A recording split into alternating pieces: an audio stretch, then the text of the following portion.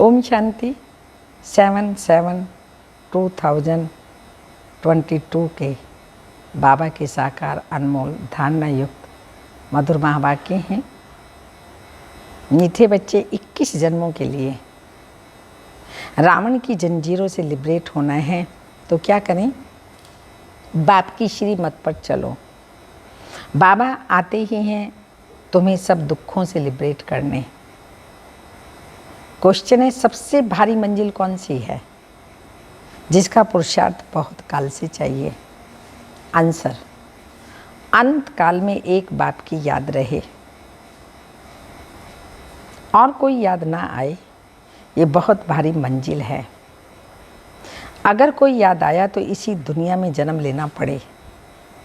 इसलिए बहुत काल से शिव बाबा की याद में रहने का अभ्यास करो। दूसरा क्वेश्चन, कई बच्चों की अवस्था चलते चलते डामाडोल क्यों हो जाती है? आंसर, क्योंकि पक्का निश्चय नहीं है कि जो हुआ है अच्छा, जो हो रहा है उससे भी अच्छा और होने वाला उससे भी अच्छा। दूसरा, बाबा कल्याणकारी, मैं कल्याणकारी और जो होगा ड्रामा भी कल्याणकारी है। तो ड्रामा में भी निश्चय, बाबा में भी निश्चय, स्वयं में भी निश्चय, तो बुद्धि फिर डामाडोल हो नहीं सकती। निश्चय बुद्धि नहीं है तो डामाडोल होते हैं, क्योंकि पक्का निश्चय नहीं। जब निश्चय में कमी आती है तब पारे की तरह अवस्था नीचे ऊपर डामाडोल होती है। कभी बहुत खुशी रहती, कभी खुशी कम हो जाती। गीत भोले नाथ से निराला कोई और नहीं, बिगड़ी को बनाने वाला कोई और नहीं। ओम शांति। बच्चे समझते हैं कि हम भोलानाथ शिव बाबा के सन्मुख बैठे हैं और ब्रह्मा मुख द्वारा ये सहज राजयोग सीख रहे हैं। सब वेदों, ग्रंथों, शास्त्रों, उपनिषदों का सार बाप बैठ समझाते हैं। यह बच्चों की ही बुद्धि में बैठे हैं। चित्रों में भी है ब्रह्मा द्वारा स्थापना, तो ब्रह्मा द्वारा ही सभी वेद शास्त्रों का सार सुनाया है। तुम बच्चों को ये सब कौन समझाते हैं? परम पिता परमात्मा भोलानाथ शिव। वह निराकार है, इसलिए हर बात ब्रह्मा द्वारा ही समझाते हैं। जिसको समझाते हैं वह फिर औरों को समझाते हैं। अगर नहीं समझा सकते गोया वह खुद नहीं समझे, अर्थात बेसमझ हैं। बेसमझ को ही समझाया जाता है। बाप सबको कहते हैं तुम बेसमझ हो। तुम मुझ बाप को जानते हो? तुम भारतवासियों ने वर्षा लिया था, याद आता है? बाबा पूछ रहे हैं। सत्युगी स्वराज्य था, फिर रावण राज्य होने से तुमने वर्षा गंवा दिया। रावण राज्य के कारण तुम पतित बेसमझ कंगाल बन पड़े हो। सभी आसुरी मत पर ही चलते हैं। तुम समझते हो कल्प पहले हमको बाप ने समझदार बनाया था। हम विश्व के मालिक बने थे, अभी हम माया के गुलाम बन पड़े। संपत्ति के गुलाम नहीं, माया रावण के गुलाम। 5 विकारों की जंजीरों में हम बंधे हुए हैं और शोक वाटिका में हैं। बरोबर रावण का राज्य सारे विश्व पर है। भारतवासी खास, सारी दुनिया आम, सब रावण की जंजीरों में बंधे हुए हैं। इसलिए जो कुछ करते हैं सो रॉन्ग ही करते हैं। बाप आकर सब राइट बातें बताते हैं, इसलिए परम पिता परमात्मा को राइटियस कहेंगे, रावण को अनराइटियस कहेंगे। आधा कल्प राइटियस राज्य चलता है, आधा कल्प अनराइटियस चलता है। रावण राज्य को झूठी दुनिया कहा जाता, तुम बच्चे ही जानते हो। ज्ञान का सागर परम पिता परमात्मा शिव हमें समझा रहे हैं ब्रह्मा द्वारा। गाया भी हुआ है सेकंड में जीवन मुक्ति। ऐसे बहुत कहते हैं सेकंड में जीवन मुक्ति, परंतु इस समय सब जीवन बंध में हैं। खास भारतवासी 1 सेकंड में जीवन मुक्ति का वर्षा लेते हैं। अभी तुम बच्चे जानते हो, हम क्या जानते हो? हम अब भगवान के बने हैं। भगवान खुद कहते हैं, क्या नशे की बात है? भगवान खुद कहते हैं क्या तुम हमारे बच्चे हो। जानते हो ईश्वर ही नई दुनिया की स्थापना करते हैं, तो जरूर पुरानी दुनिया में आना पड़े। पुरानी दुनिया को पतित भ्रष्टाचारी कहा जाता है।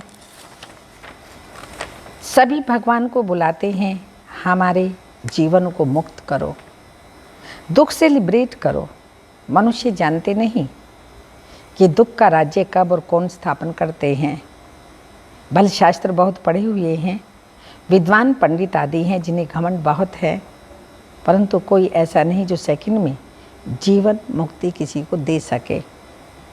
कोई कह भी नहीं सकते कि हम जीवन मुक्ति दे सकते हैं या सबकी सदगति कर सकते हैं। मैं ही खास भारत आम सबकी सदगति करता हूँ। गाया भी जाता है, परम पिता परमात्मा सर्व का सदगति दाता है, सर्व का लिबरेटर है। दुख से लिबरेट करते हैं, सुख से कोई लिबरेट करते हैं क्या? दुख से लिबरेट तो बाप करते हैं। अच्छा, सुख से लिबरेट कौन करते हैं? भारत तो सुखी था ना, फिर दुख सुख से लिबरेट कर दुख में कौन लाया? सुख से लिबरेट करने वाला है रावण। अब बाप राम की श्रीमत पर चलने से तुम 21 जन्मों के लिए लिबरेट होते हो। उसको कहा जाता है जीवन मुक्ति या सदगति। बच्चों की बुद्धि में अब बैठे हैं, बरोबर भारत जीवन मुक्त था, सब सुख धाम में थे। अब भारत दुख धाम में है, जीवन बंद में है, बेहद का क्वेश्चन हो जाता है। तो बेहद का बाप ही ये सब बातें सुनाएंगे ना। जो हद में मनुष्य तो जानते ही नहीं, न स्वर्ग को न नरक को जानते हैं, वह तो ये सब कल्पना समझ लेते हैं। जीवन मुक्त तो कोई बन ही नहीं सकते, यह तो अविनाशी बना बनाया ड्रामा है। इनसे कोई चेंज नहीं हो सकती। मुख्य है शिव बाबा, उसको क्रिएटर डायरेक्टर भी कहते हैं।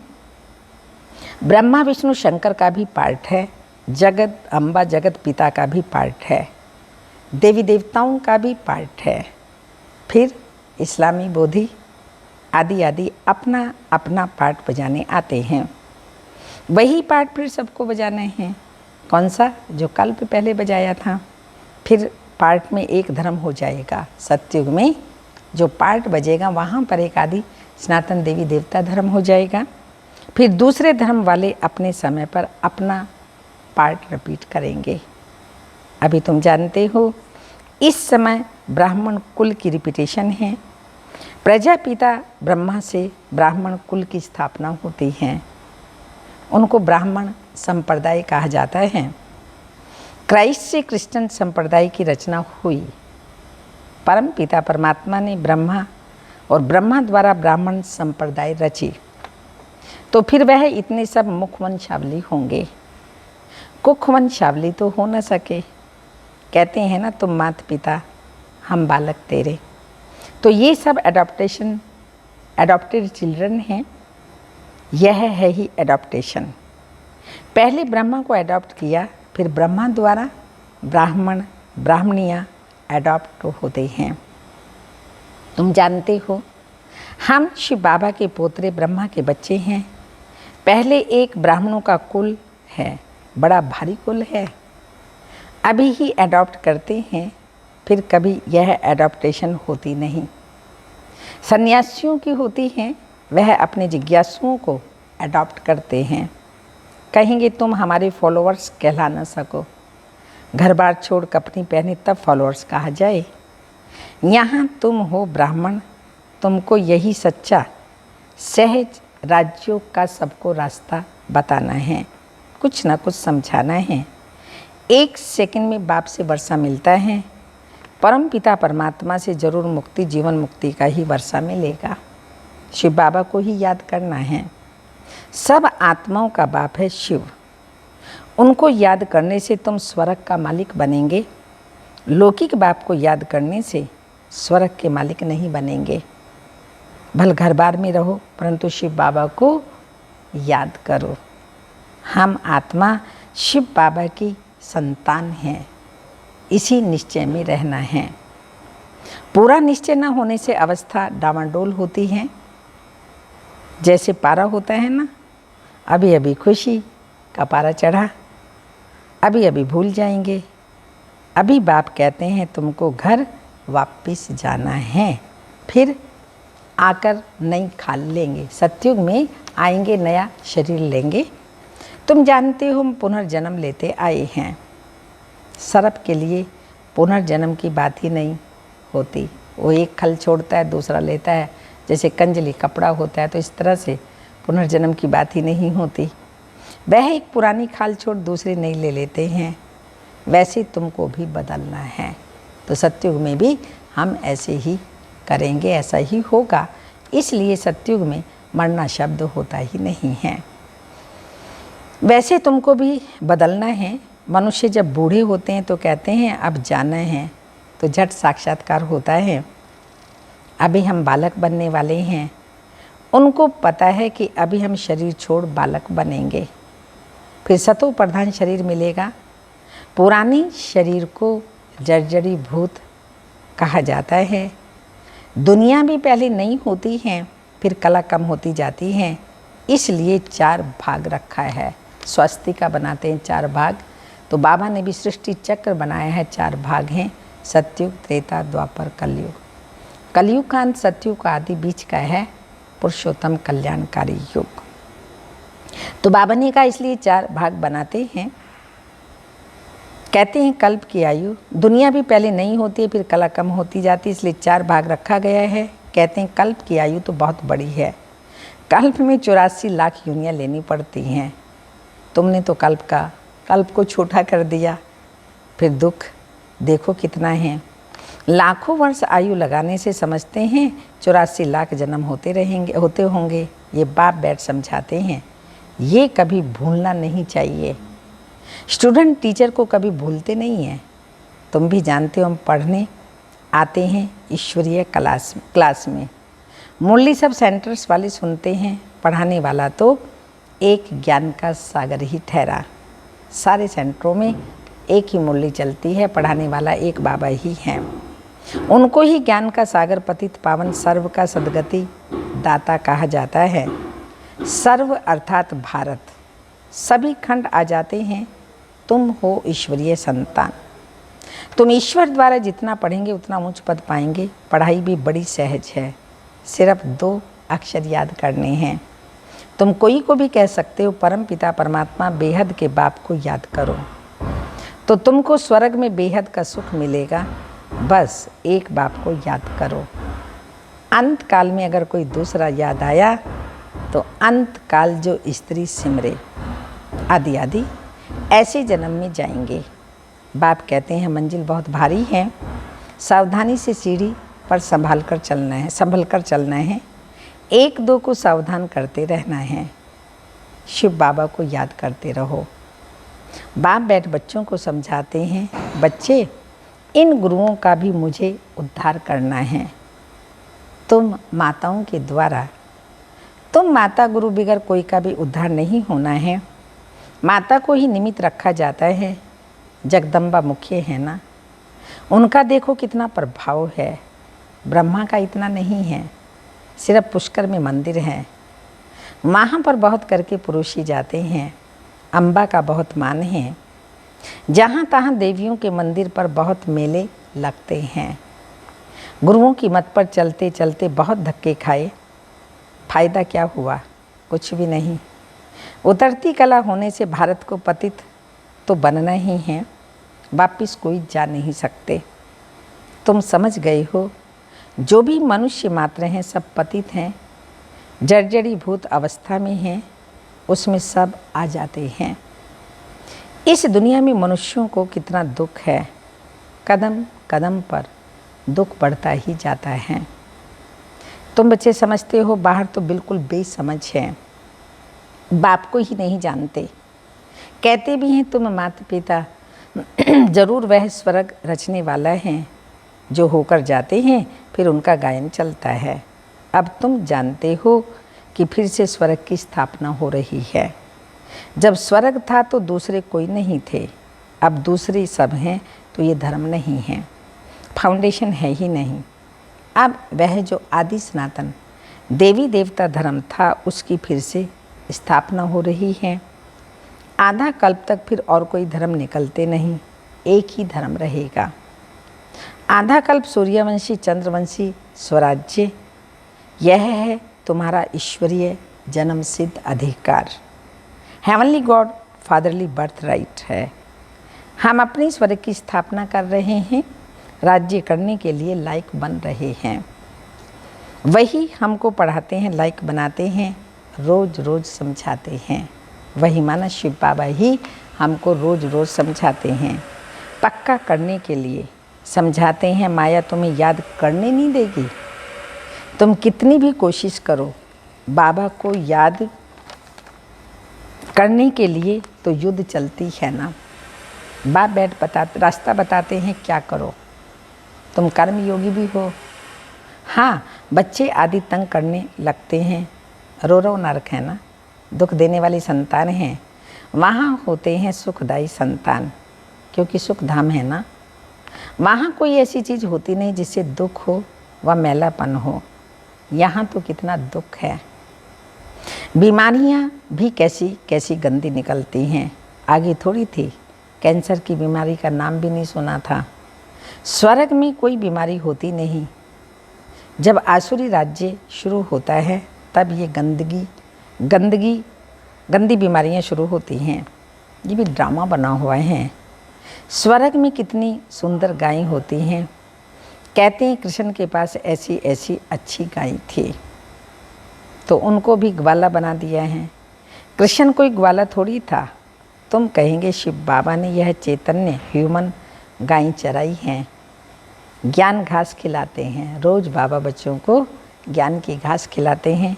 ज्ञान का कलश माताओं पर रखा है। बाबा कहते हैं अब मैं जो सुनाता हूँ वह सुनो। पहली बात है, कौन सी है पहली बात? मन मना भाव। मुझे याद करो तो विकर्म भस्म होंगे। ये बहुत सहज उपाय है। अच्छा, मीठे मीठे सिक्के लदे बच्चों प्रति माता पिता बाप दादा का याद प्यार। Good morning, diamond morning. रूहानी बाप की रूहानी बच्चों को नमस्ते। हम रूहानी बच्चों के रूहानी माता पिता बाप दादा को याद प्यार। गुड मॉर्निंग, डायमंड मॉर्निंग, ओम नमस्ते। धारणा के लिए मुख्य सार है बाप की श्रीमत पर सबको रावण की जंजीरों से मुक्त कर जीवन मुक्ति का वर्षा दिलाने की सेवा करनी है। दूसरा, एक बाप से ही सुनना है, बाकी जो सुना उसे भूल जाना है।